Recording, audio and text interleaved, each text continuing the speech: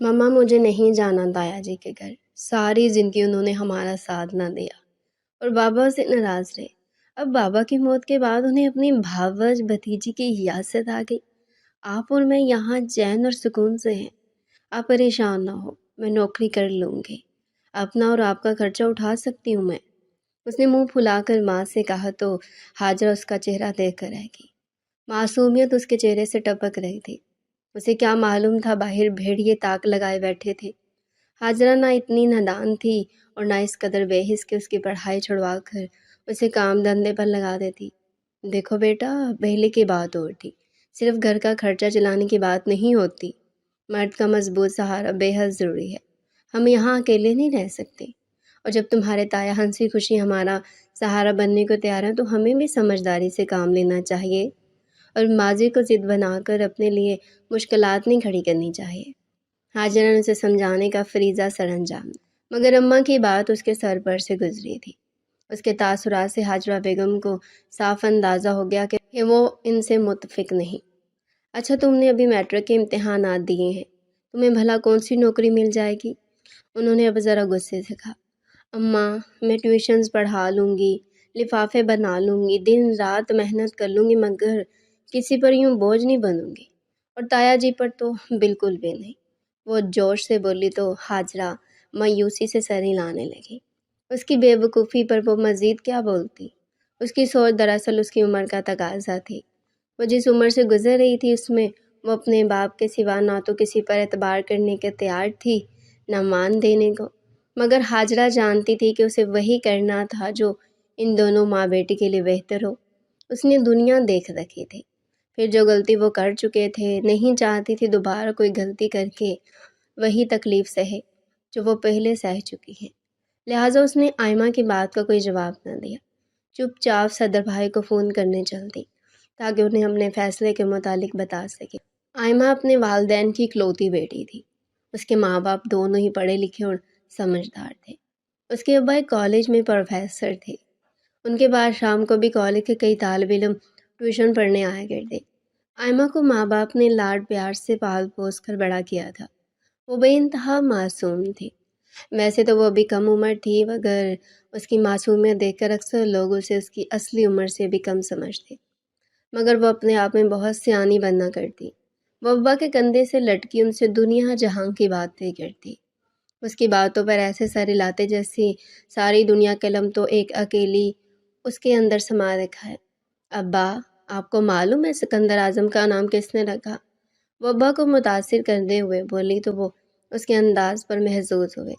यानी आज वो फिर अपनी जहानत के झंडे अपने अब्बा पर गाड़ने चली थी। नहीं, मुझे नहीं मालूम किसने रखा भला। अब्बा ने नाइल्मी का इजहार किया तो वो खुश होगी। अब्बा, सिकंदर नाम तो यकीनन उनकी माँ या बाप ने रखा होगा, जबकि आज़म का लक़ब उन्हें इस्लामी और माशरकी सकाफ़त में दिया गया था। उसने फ़ख्र से अपने कंधे झाड़े। देखा अब्बा, आपकी बेटी के पास किस कदर इल्म है। हाँ हाँ, वाकई, अब्बा ने फ़ख्र से अपनी बेटी की जानिब देखा। पर बेटा, वो जग़राफ़िया की उस्ताद ने इस बार काफ़ी शिकायत कर रही थी कि आयमा ज़्यादा दिलचस्पी नहीं लेती इस मज़मून में। वो कान खुजाते शरारत से बोले तो आयमा ने आंखें फाड़ कर अब्बा को देखा। अब्बा, वो तो उस्तानी जी है ही इतनी डरावनी कि उन्हें देखकर मुझे सब भूल जाता है। मैं आपके लिए चाय बना कर लाऊं? मैं लाती हूँ। वो अब्बा का जवाब सुने बगैर ही 9-2-11 हो गई तो वो फल्लक शगाफ कहकर लगा कर हंस दिए। आयमा ने अपने रिश्तेदारों में से किसी को कभी नहीं देखा था। कोई उनके घर कभी नहीं आता। आयमा को इसकी वजह तो मालूम नहीं थी, बस इतना जानती थी कि उनके रिश्तेदार उनसे मिलना पसंद ही नहीं करते। वो अपनी बाकी सहेलियों को अपने कज़न्स की बातें करते सुनती तो उसका भी दिल करता वो ईद त्यौहार पर मोहल्ले की वाले के घर जाने के बजाय अपने ताया चचा के घर जाए, मगर उसकी अम्मा अब्बा हमेशा ही उसे टाल देते और कभी किसी के घर ना लेकर जाते। बड़े होने तक उसे अंदाज़ा हो गया था कि उसके रिश्तेदार बाकी लोगों के रिश्तेदारों की तरह इतने अच्छे नहीं थे कि उनसे मिला जाए। अब वो ना तो अम्मा अब्बा से ज़िद करती और ना ही अपनी सहेलियों को सुनकर दिल में कोई अरमान पैदा करती। वो लोग नहीं मिलना पसंद करते तो ना सही, हमें भी कोई ज़रूरत नहीं, वो बेरुखी से कहती, कंधे उचका देती। वो अपने माँ बाप के साथ बेइंतहा खुश एक अच्छी ज़िंदगी गुजार रही थी। वो दोनों इस पर जान छिड़कते और उसकी हर ख्वाहिश पूरी करते। اسے بھلا زندگی میں اور کیا چاہیے تھا، مگر اسے نہیں معلوم تھا اس پر کتنی جلدی قیامت گزرنے والی تھی۔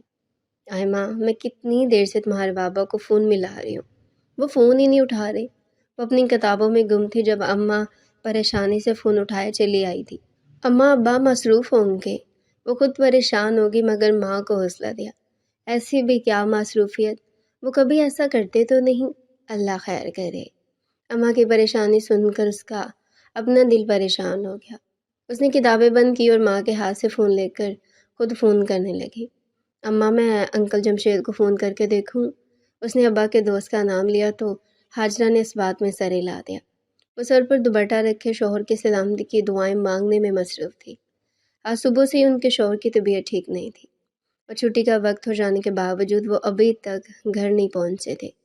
بات تو پریشانی کی تھی، آہمہ نے انکل جمشید کو فون ملایا تو انہوں نے پہلی ہی گھنٹی پر فون اٹھا لیا۔ بیٹا، میں آپ کو ہی فون کرنے والا تھا، آپ اپنی والدہ سے بات کروائیں۔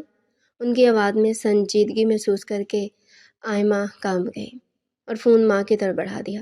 بھابھی، ذوالفقار کی طبیعت ٹھیک نہیں، اسے اسپتال لے کر آئے ہیں، ایمرجنسی میں لے کر گئے ہیں۔ اس نے مجھے آپ کو فون نہ کرنے دیا کہ آپ پریشان ہو جائیں گے، پر آپ اسے اندر لے گئے تو آپ کو فون کرنے ہی لگا تھا۔ وہ پریشانی سے بولا تو حاجرہ بیگم پریشان ہو گئی۔ جمشید نے اسپتال کا نام بتا کر فون بند کیا تو وہ نڈھال سے صوفے پر گر گئی۔ کیا ہوا اماں؟ آئمہ پریشانی سن کر کندھا ہلا رہی تھی۔ تمہارے بابا ہسپتال میں داخل ہیں، وہ رو دینے کے قریب تھی۔ باپ کی موت نے آئمہ کو بے حد سنجیدہ بنا دیا تھا۔ وہ باپ کے جنازے پر حیرت سے اپنے رشتہ داروں کو تک رہی تھی جو اندر باہر سارا کام سنبھالے ہوئے تھے۔ بھلا اب آنے کی کیا ضرورت تھی؟ ابا کی زندگی میں تو کبھی ملنے نہ آئے۔ وہ سوچ کر رہ گئی۔ میں تمہارا تایا ہوں؟ ابا سے ملتے جلتے شخص نے آگے بڑھ کر اس کے سر پر ہاتھ رکھا اور اپنا تعارف کروایا تو وہ حیرت بھری آنکھوں سے تکتی رہی۔ ابا سے شکل ملنے کے سوا اسے ان میں کوئی خاص دلچسپی نہ ہوئی۔ ان کے پیچھے کھڑا لڑکا یقیناً ان کا بیٹا تھا جو اپنے باپ سے کافی مشابہت رکھتا تھا۔ ابا کے چہلم تک ان دونوں ماں بیٹی کے حواس بحال نہ ہوئے تھے، مگر تایا تائی نے انہیں اپنے کیسے قیامت خیز حالات میں بالکل تنہا نہیں چھوڑا تھا۔ وہ روز ہی چلے آتے۔ بھابھی، آپ اور آئمہ ہمارے ساتھ چل کر رہیں، ذوالفقار کے بعد میں آپ لوگوں کو یوں اکیلا نہیں چھوڑ سکتا۔ وہ چپ چاپ تایا کی بات سن رہی تھی جس کی ماں سے مخاطب تھے۔ اس سے پہلے کہ ماں کوئی جواب دیتی، آئمہ چیخ اٹھی تھی، ہمیں نہیں آنا آپ کے گھر۔ آپ کون ہیں؟ ہم نہیں جانتے، اجنبی ہیں آپ کو زندگی میں پہلے کبھی دیکھا نہیں اور اب آپ کے گھر چلے ہیں، ایسا ممکن نہیں۔ اس نے غصے سے چیخ کر کہا تو تایا شرمندہ سے ہو کے، کیا ہو گیا ہے آئمہ، چپ کرو۔ اس کی ماں نے اس کا بازو پکڑ کر اسے خاموش کروایا۔ تایا کا بیٹا ساتھ بیٹھا اس سے سرخ آنکھوں سے گور رہا تھا۔ بھائی، آپ برا مت منائیے گا، نہ سمجھ ہے ابھی، اسے اندازہ نہیں ہے، کوئی بات نہیں، سچ ہی تو کہا اس نے، اس میں غلط کیا تھا؟ وہ اپنے دل پر ہاتھ رکھ کر ایک جانب اٹھ کر چلتی ہے تو حاجرہ بھی ان کے پیچھے لگ گئی۔ جب بات کا پتہ نہ ہو تو یوں ہنگامہ نہیں مچاتے۔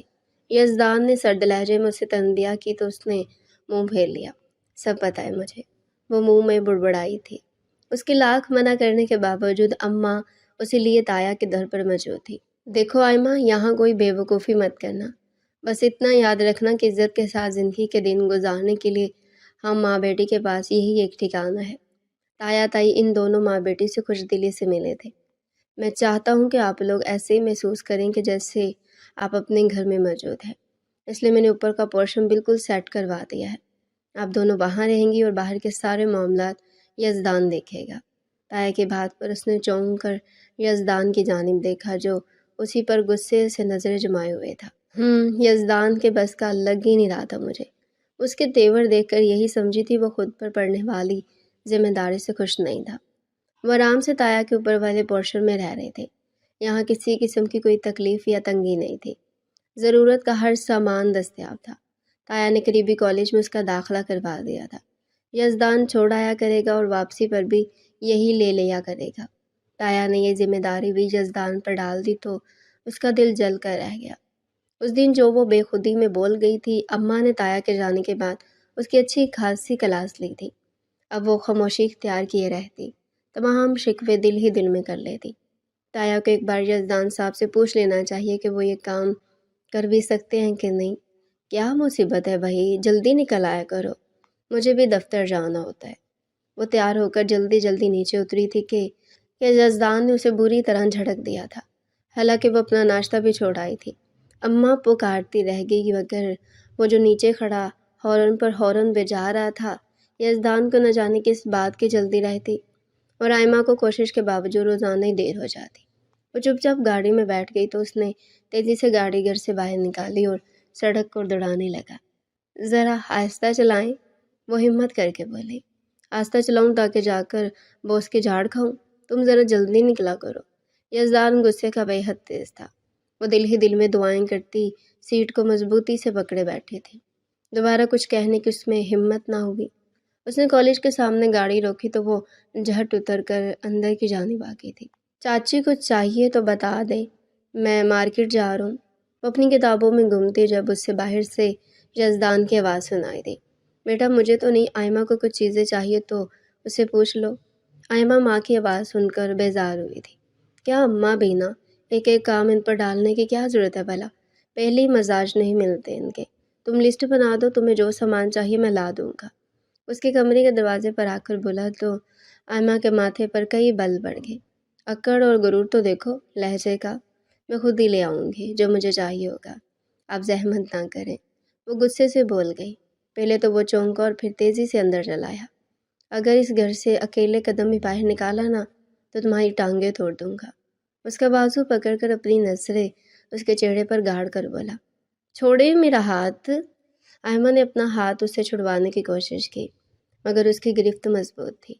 اس کی انگلیاں اس کے بازو میں گھسی جا رہی تھی، تکلیف سے اس کی آنکھوں میں مرچیں سی لگنے لگی۔ یزدان نے ایک جھٹکے سے اس کا بازو چھوڑا اور فوراً باہر نکل گیا، جبکہ وہ اپنا بازو مسلتے رونے لگی۔ ایسا سلوک کبھی اس کے ساتھ کسی نے نہیں کیا تھا۔ یہ یزدان ہوتا کون ہے مجھ پر یوں حکم چلانے والا؟ میں جاؤں گی باہر، دیکھتی ہوں کیا کر سکتے ہیں یہ بھلا۔ وہ ضدی لہجے میں بولی اور گود میں رکھا رجسٹر اٹھا کر دور اچھال دیا۔ میں ان کے ساتھ کالج نہیں جاؤں گی۔ وہ ناشتے کی میز پر بیٹھی بولی تو سب ایک دم چونک گئے۔ کیوں بیٹا کیا ہوا؟ تایا ایک دم بولے۔ انہوں نے مجھے مارا ہے، میرے بازو بری طرح مروڑا ہے۔ وہ بات کو بڑھا چڑھا کر بولی تو سب حیران رہ گئے، جبکہ یزدان ایک دم گھبرا گیا۔ یہ کیا سن رہا ہوں میں یزدان؟ تایا نے یزدان پر اپنی نظریں گاڑی۔ یزدان کو بالکل امید نہیں تھی کہ وہ یوں سب کے سامنے اس کی شکایت لگا دے گی۔ نہیں بابا ایسا کچھ نہیں، یہ کہہ رہی تھی کہ میں اکیلی مارکیٹ جا کر چیزیں لے آؤں گی، تو میں بس اسے سمجھا رہا تھا کہ اکیلے باہر نہیں جانا، وہ گھبراہٹ میں بولا۔ سب کی نظریں اس پر جمی تھی۔ آئمن نے اسے ایک جھٹکے میں مجرم بنا دیا تھا۔ تو یہ کوئی طریقہ ہوتا ہے سمجھانے کا؟ تایا غصے سے بولے تھے۔ تم پیار سے نہیں سمجھا سکتے تھے؟ بابا میں نے صرف بازو پکڑا تھا، وہ نظریں جھکا کر دھیمی آواز میں بولا۔ اسے معلوم نہیں تھا یوں صبح صبح عدالت لگ جائے گی اور وہ کل کی بچی اسے کٹہرے میں کھڑا کروا دے گی۔ میں تمہیں سمجھاؤں اس طریقے سے جیسے تم سمجھا رہے تھے؟ تایا سرد آواز میں دہاڑے تو آئمہ کے کلیجے میں ٹھنڈ پڑ گئی۔ کوئی بات نہیں بھائی صاحب، آئمہ بھی ضدی ہے، اس نے یقیناً کچھ ایسا کہا ہوگا جو یزدان کو برا لگ گیا۔ ہاجرہ کی بات پر آئمہ نے حیرت سے ماں کی جانب دیکھا۔ اس کی ماں یہاں آ کر کتنا بدل گئی تھی، بس اپنے جیٹھ اور جیٹھانی کے ہی گن گاتی رہتی تھی۔ آئمہ کو نہ تایا تائی میں کوئی دلچسپی اور نہ ہی ان کے بیٹے یزدان میں، جبکہ اماں کے لبوں سے یزدان کا نام چپکا رہتا تو وہ چڑ جاتی۔ پھر بھی بھابھی بات کرنے کا یہ طریقہ کسی طور مناسب نہیں جو اس نے اپنایا۔ آئمہ بچی ہے، یہ تو بچہ نہیں ہے نا؟ تایا جی کا غصہ کسی طور کم نہیں ہوا تھا۔ وہ نظریں جھکائے اپنی پلیٹ پر جھکا اس لمحے کو کوس رہا تھا جب وہ مارکیٹ جاتے چاچی سے سامان کا پوچھنے چل دیا تھا۔ معافی مانگو آئمہ سے، تایا نے غصے سے حکم دیا تو وہ فوراً بولا۔ آئی ایم سو سوری، میں ان کے ساتھ کالج نہیں جاؤں گی، یہ پھر مجھے ماریں گے۔ اس کی معافی کے جواب میں بولی تو یزدان نے جھکے چہرے کے ساتھ ترچھی نظروں سے اسے گھورا۔ آئمہ اس کی نظروں کی تپش محسوس کر رہی تھی مگر اس نے مکمل نظر انداز کیا اور اپنے ناشتے پر جھک گئی۔ جانتی تھی سب کے سامنے وہ اس کا کچھ نہیں بگاڑ سکتا۔ ٹھیک ہے بیٹا، آج چلے جاؤ، کل سے میں کوئی اور انتظام کر دوں گا۔ تایا نے پیار سے اسے درخواست کی تو وہ چپ رہ گئی۔ میں وعدہ کرتا ہوں یہ تمہیں کچھ نہیں کہے گا، اور اگر کہا تو تم فوراً مجھے بتانا، پھر دیکھنا میں اس کے ساتھ کیا سلوک کرتا۔ تایا جی نے یزدان کو گھورتے ہوئے آئمہ کو یقین دلایا، تو وہ چاروں نہ چار اپنا بیگ لینے چل دی۔ اب شرافت سے لے کر جاؤ ہماری بیٹی کو۔ تایا نے اس اگلی اٹھا کر تنبیہ کی تو وہ چپ چاپ سر ہلاتا باہر نکل آیا۔ اس کا چہرہ تپش سے سرخ تھا۔ اللہ توبہ! چھٹانک بھر کی لڑکی نے سب کے سامنے ذلیل کروا کر رکھ دیا۔ وہ کانوں کو ہاتھ لگاتا گاڑی میں جا بیٹھا۔ وہ دوسری جانب کا دروازہ کھول کر بیٹھی تو یزدان نے گاڑی دوڑا دی۔ اسے کچھ نہ کہہ سکتا تھا، اس لیے گاڑی پر سارا غصہ نکال رہا تھا۔ جانتا تھا وہ تیز گاڑی چلانے سے کتنا ڈرتی تھی۔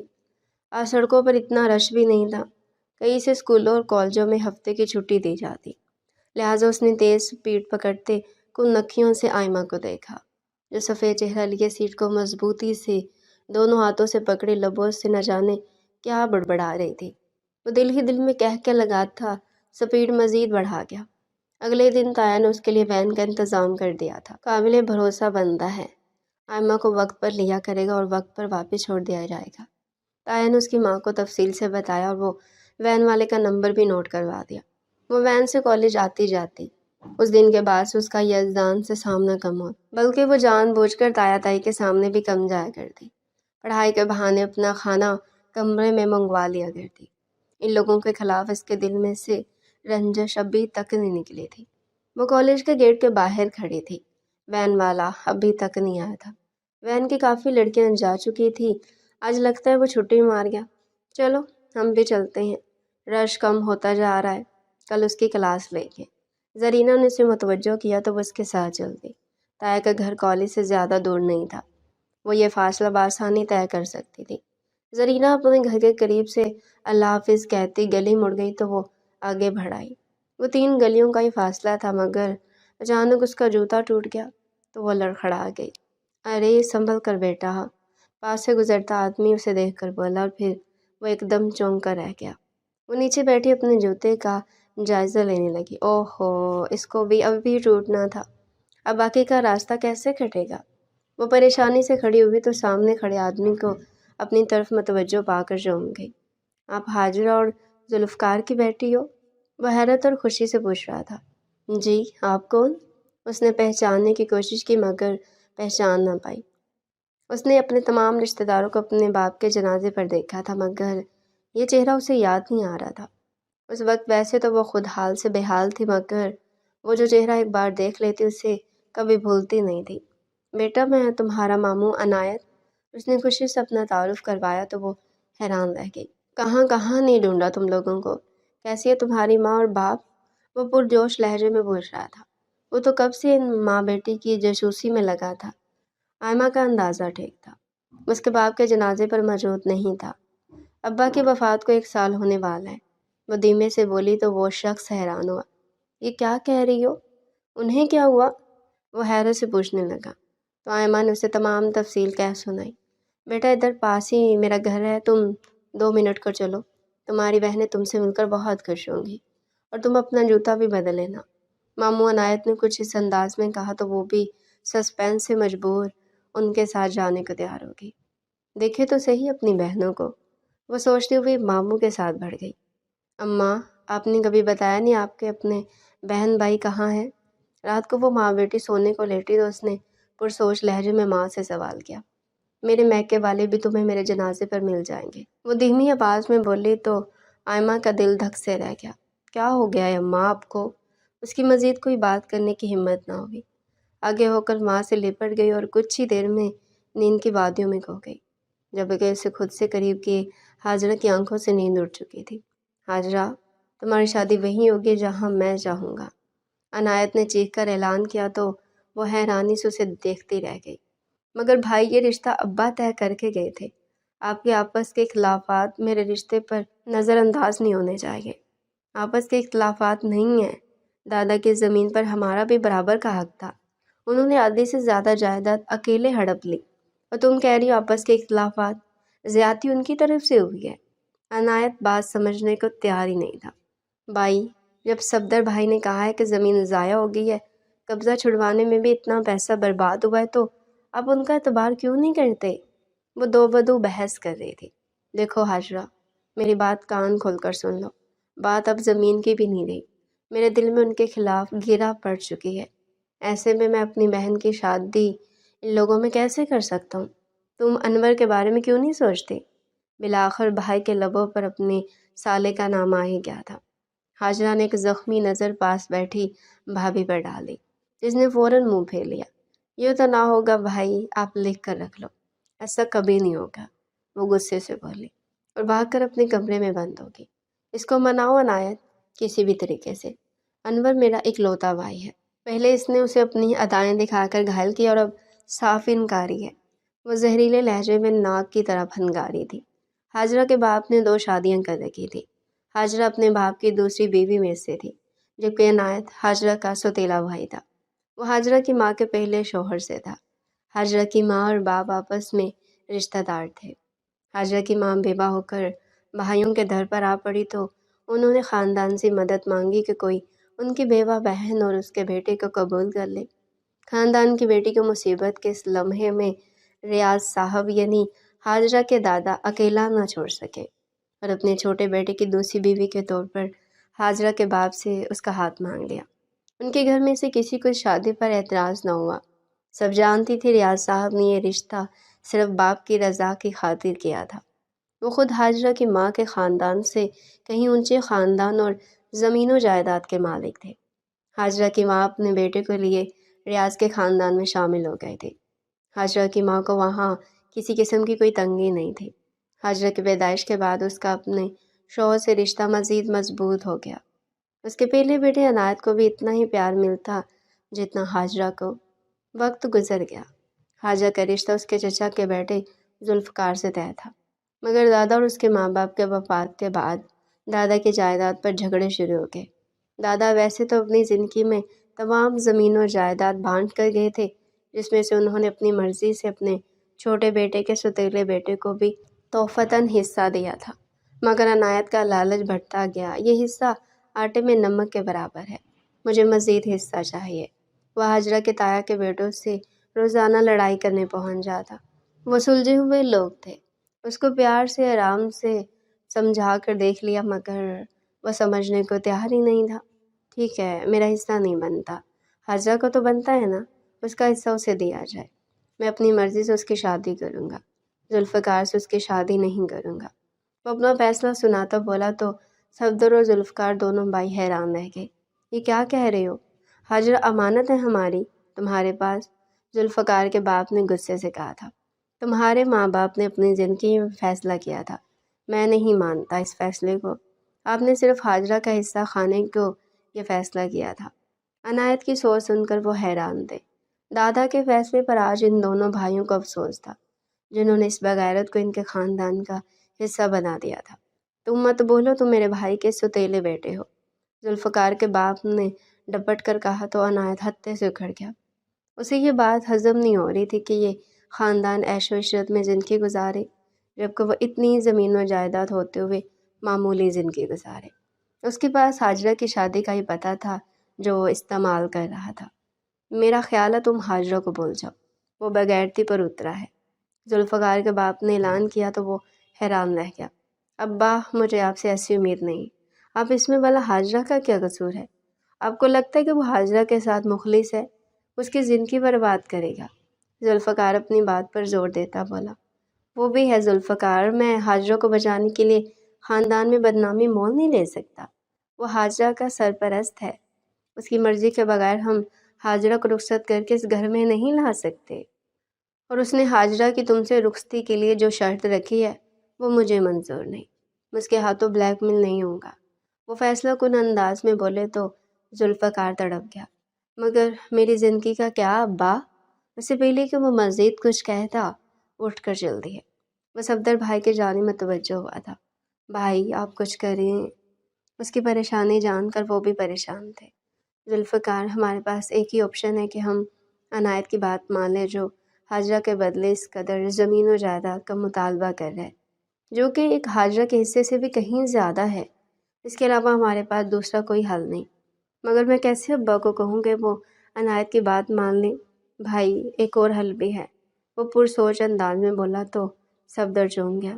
آپ میرا اور حاجرہ کا خفیہ نکاح کروا دیں، نکاح کے بعد عنایت کر ہی کیا سکتا ہے؟ وہ پرعزم لہجے میں بولا تو صفدر چونک گیا۔ ایسا کبھی سوچنا بھی مت ذوالفقار، ہم خاندانی لوگ ہیں، اس عنایت کی طرح کوئی نیچ حرکت نہیں کریں گے۔ بھائی نے اسے صاف صاف انکار کیا تو وہ غصے سے اٹھایا۔ کوئی بھی میرا ساتھ دینے کو تیار نہیں، وہ غصے میں بل کھا رہا تھا۔ اگر بھائی کے ساتھ خود ایسے حالات ہوتے تو میں بھائی سے پوچھتا کہ ان پر کیا بیتتی۔ وہ غصے سے بھرا عنایت کے گھر کے باہر آ چھپا کھڑا ہوا۔ کئی گھنٹے گھر کے جاسوسی کے بعد بالآخر اسے عنایت اپنی بیوی کے ساتھ جاتا دکھائی دیا تو اس نے شکر کا سانس لیا۔ وہ دستک دے کر فوراً اندر گھس گیا۔ تم بتاؤ حاجرہ، تم کیا کہتی ہو؟ میں تم سے نکاح کرنے کو تیار ہوں، ساری زندگی تمہیں عزت سے رکھوں گا، کبھی کسی کے لبوں سے تمہیں شکایت سننے کا موقع نہیں دوں گا کہ تم نے بھاگ کر نکاح کیا۔ یہ فیصلہ بڑوں نے طے کیا تھا، اصلاً تو عنایت کو اس فیصلے سے مکرنا نہیں چاہیے تھا۔ اب نہ میرے باپ اور بھائی عنایت کی شرط ماننے کو تیار ہیں، نہ عنایت پیچھے ہٹنے کو راضی۔ تم بتاؤ، آخری فیصلہ تمہارا ہوگا۔ وہ حاجرہ کی آنکھوں میں آنکھیں ڈالے جلد بازی میں پوچھ رہا تھا۔ وہ بھلا کیا بتاتی؟ عنایت اس کے ساتھ کتنا مخلص تھا وہ اچھی طرح جانتی تھی۔ عنایت اپنی بیوی کے کہنے میں آ کر اپنے نکمے سالے سے اس کا نکاح کر دیتا اور حاجرہ کے حصے کی جائیداد آپس میں بانٹ لی جاتی۔ اپنے بھائی کے منصوبے سے وہ بخوبی واقف تھی، مگر گھر سے بھاگ کر نکاح کرنا بہت بڑی بات تھی۔ حق پر ہوتے ہوئے بھی وہ ہمیشہ کے لیے ٹھکرا دیے جاتے، خاندان کی عزت کی نیلامی ہو جاتی۔ ذوالفقار، میں آپ کا ساتھ دینے کو تیار ہوں، مگر آپ اچھی طرح سوچ سمجھ لیں، یہ بہت بڑا فیصلہ ہے۔ وہ دھک دھک کرتے دل کے ساتھ بولی۔ ہم ایک بار اور ان سب کو منانے کی کوشش کر سکتے ہیں حاجرہ۔ عنایت کو بھی اس بات کا ڈر ہوگا کہ ہم دونوں چھپ کر نکاح کر سکتے ہیں، اس لیے وہ ہر ممکن کوشش کرے گا تمہیں جلد از جلد کہیں رخصت کر دے۔ اور ابا اور بھائی سے میں بات کر آیا ہوں، وہ میرا ساتھ دینے سے انکاری ہیں۔ مجھ پر بھروسہ رکھو حاجرہ، میں تمہیں اس فیصلے پر کبھی پچھتانے نہیں دوں گا۔ وہ پراعتماد لہجے میں بولا تو حاجرہ نے اس بات میں سر ہلا دیا۔ چلو پھر میرے ساتھ ابھی۔ وہ اچانک گھبرا گئی۔ جب فیصلہ لے لیا تو ابھی اور کبھی کیا؟ جتنا زیادہ سوچیں گے اتنا ہی ڈگمگائیں گے۔ ابھی چل کر نکاح کر لیتے ہیں۔ وہ تو ہوا کے گھوڑے پر سوار تھا۔ اچھا، میں ابھی آتی ہوں۔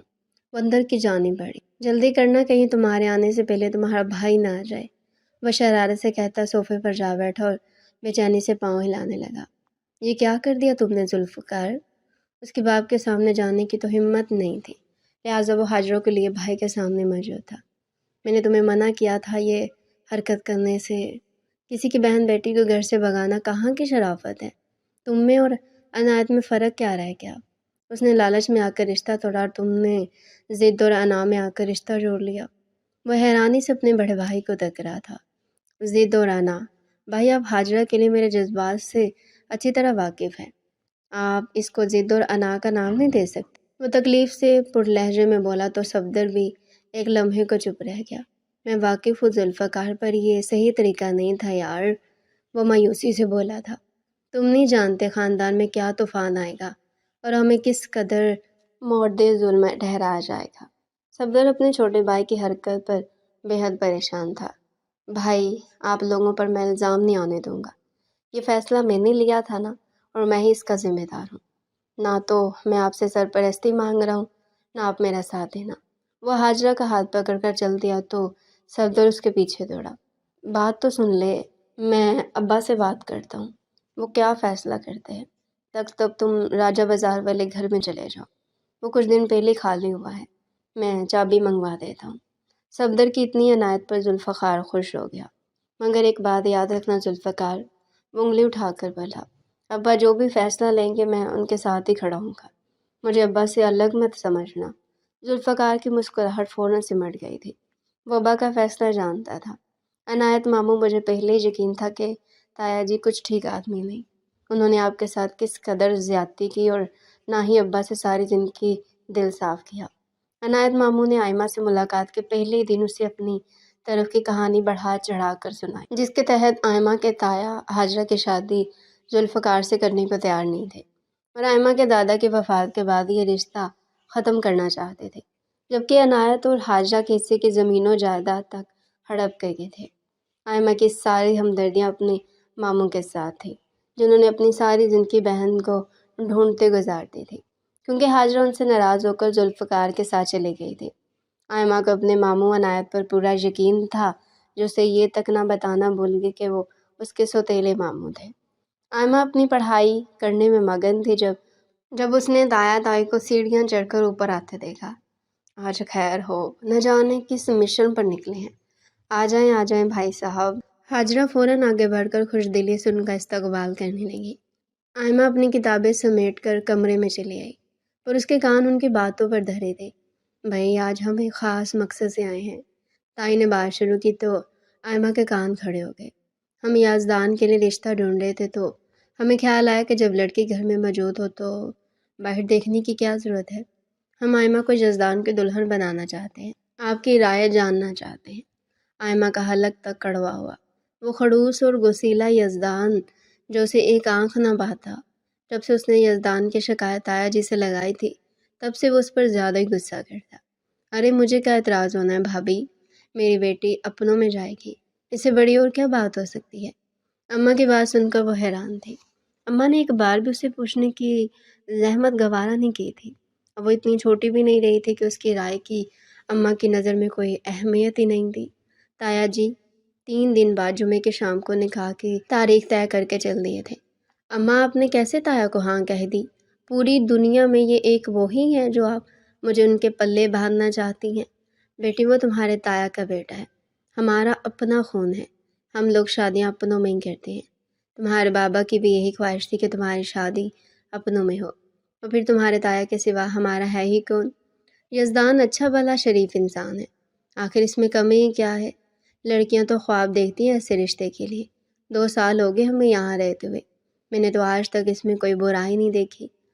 اماں برائی ان میں نہ ہوگی، مجھ میں صحیح، بس میرا دل نہیں مانتا۔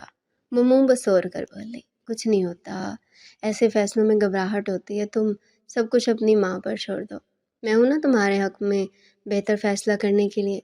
اماں کی بات سن کر وہ چپ کر گئی تھی۔ سمجھ نہیں آ رہا تھا کیا کرے۔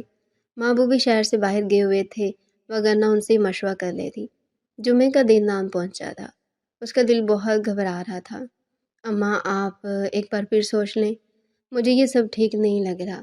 وہ دلہن بنی ماں کا سر کھا رہی تھی۔ کیا ہو گیا آئمہ، تم نے ابھی تک خود کو ان فضول سوچوں سے آزاد نہیں کیا؟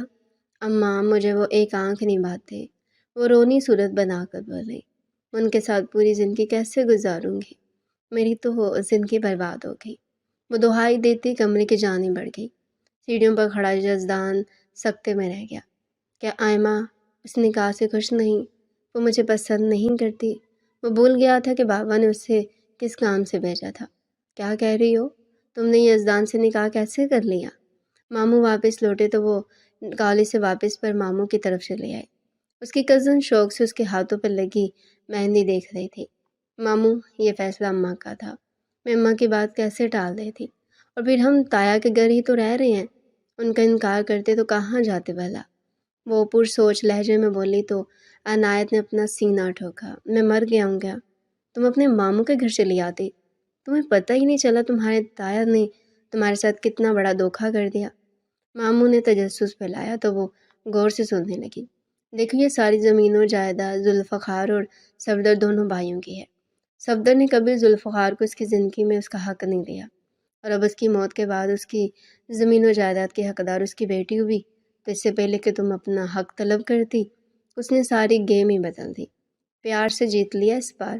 وہ حیران ہوتی اس بات میں سر ہلا رہی تھی۔ ساری کہانی تو اسے اب سمجھ آئی تھی۔ بھائی صاحب 1 گھنٹہ گزر گیا، آئمہ ابھی تک گھر نہیں آئی۔ نماز پڑھ کر جو ہی حاجرہ نے گھڑی پر نظر ڈالی تو چونک گئی اور گھبراہٹ میں فوراً نیچے اتری۔ میں دیکھ کر آتا ہوں چاچی۔ یزدان فوراً گاڑی کی چابی اٹھائے باہر نکلا، جبکہ تایا وین والے کا نمبر ملانے لگے۔ صاحب جی آپ کی بھتیجی تو واپسی پر اکثر میرے ساتھ نہیں جاتی، اور کبھی کبھار اپنے ماموں کے گھر اتر جاتی ہے، آپ وہاں دیکھ لیں، وہاں نہ گئی ہو۔ وہ حیران تھے، ماموں کے گھر؟ وہ بڑبڑائے تو حاجرہ چونک گئی۔ عنایت کا گھر یہاں قریب میں ہی ہے، اس نے مجھ پر جاسوسی کرنے کے لیے یہی گھر خرید لیا تھا۔ وہ نظریں چرا کر بولے تو حاجرہ کا دل دھک سے رہ گیا۔ انہوں نے فوراً یزدان کو فون ملایا اور اس سے عنایت کے گھر جانے کا کہا، اور ساتھ ہی گارڈز کو بھی ان کے پیچھے بھیج دیا۔ وہ یہاں کیوں آئے گی؟ میرا کیا تعلق اس سے؟ یہاں نہیں ہے وہ پورے دروازے پر ہاتھ رکھے راستہ روکے کھڑا تھا۔ یہی ہے وہ، آپ سامنے سے ہٹیں ورنہ میرے گارڈز ابھی آپ کے گھر پر دھاوا بول دیں گے۔ اس نے سامنے کھڑے مسلح گارڈز کی جانب اشارہ کیا تو وہ ایک جھٹکے سے ایک طرف ہو گیا۔ آئمہ، آئمہ! وہ آوازیں دیتا اندر بڑھا تو اسے کہیں کوئی دکھائی نہ دیا۔ وہ سیڑھیاں چڑھ کر چھت پر چل آیا۔ ایک کمرے کا دروازہ لاک تھا۔ اس نے ایک ہی جھٹکے میں اس زور سے ضرب ماری کہ لاک ٹوٹ گیا۔ وہ دروازہ دھکیل کر اندر داخل ہوا۔ وہ بستر پر نیم بے ہوشی کی حالت میں پڑی تھی، جبکہ کچھ لڑکیاں اس کے ارد گرد بیٹھی تھیں۔ وہ پریشانی سے آگے بڑھا۔ کیا ہوا اس کو؟ وہ گھبراہٹ میں پوچھنے لگا۔ انہوں نے خود ہی کوئی دوائی کھائی ہے، ان میں سے ایک لڑکی بولی تو وہ گھبرا گیا۔ نہ جانے اس لڑکی نے اپنے ساتھ کیا کر لیا۔ اسے باہوں میں بھرے سیڑھیوں سے نیچے اترا۔ عنایت سامنے دروازے کے پاس مجدور تھا۔ یزدان نے غصے سے بھری نظر اس پر ڈالی تھی۔ ابا نے کبھی سرسری سا ذکر کیا تھا کہ یہ آدمی کچھ ٹھیک نہیں۔ آج اسے یقین ہو گیا۔ وہ عنایت کے سامنے سے گزرتا باہر نکل آیا اور آئمہ کو گاڑی میں ڈال کر ہسپتال کی جانب چل دیا۔ آئمہ کے کمرے میں سب پریشان کھڑے تھے۔ ان کو کوئی نشہ آور دوا دی گئی ہے یا انہوں نے خود لی ہے؟ یہ جب مکمل ہوش میں آئیں گی تو خود ہی بتائیں گی۔ گھبرانے کی کوئی بات نہیں، جب تک دوا کا اثر ہے ان کو آرام کرنے دیں۔ ڈاکٹر کے الفاظ سے ان سب کو تسلی ہوئی تھی۔ شکر ہے کوئی بڑا نقصان نہیں ہوا۔ مجھے عنایت سے بات کرنا ہوگی، وہ یوں میری بچی کو نہیں برگلا سکتا، حاجرہ نے پریشانی سے کہا۔ اسے بات کرنے کا کوئی فائدہ نہیں، وہ لا علاج ہے۔ پھر بھی بھائی، اسے ایسے نہیں چھوڑ سکتی میں، ایک بار تو میرا سامنا کرنا پڑے گا اسے۔ چلو ہم بھی تمہارے ساتھ چلتے ہیں۔ یزدان کی ماں نہیں چاہتی تھی حاجرہ اکیلی اس شخص کے سامنے جائے۔ یزدان، تم آئمہ کے پاس رہو، ہم کچھ دیر میں لوٹ آئیں گے۔ آپ فکر نہ کریں بابا، میں ادھر ہی ہوں۔ کمرے میں اے سی کی کھنکی کافی بڑھ گئی تھی۔ یزدان کو اتنا محسوس نہ ہوا پر آئمہ ٹھنڈ سے کانپ رہی تھی۔ اسے ہوش آ رہا تھا۔ یزدان اسے ہلتا جلتا دیکھ فوراً اس کے قریب چل آیا۔ آئمہ، کیسی طبیعت ہے؟ اس نے اسے 2-3 آوازیں دی۔ وہ منہ ہی منہ میں کچھ بڑبڑا رہی تھی۔ وہ کان لگا کر سننے کی کوشش کرنے لگا۔ بھلے تو اس کے کچھ نہ پڑا، مگر آئمہ نے اسے بازو سے کھینچ کر اپنے قریب کر لیا۔ وہ اپنی ماں سے لپٹ کر سونے کی عادی تھی۔ یزدان اس کے سرہانے ہی بیٹھ گیا۔ وہ مومی گڑیا ٹھنڈ سے یزدان کے سینے میں سمٹنے لگی تو یزدان نے ماتھے پر بل ڈالے اسے گھورا۔ پہلے سوچا دور جھٹک دے، پر آئمہ کو خود سے قریب آنا اسے بے چین کر گیا تھا۔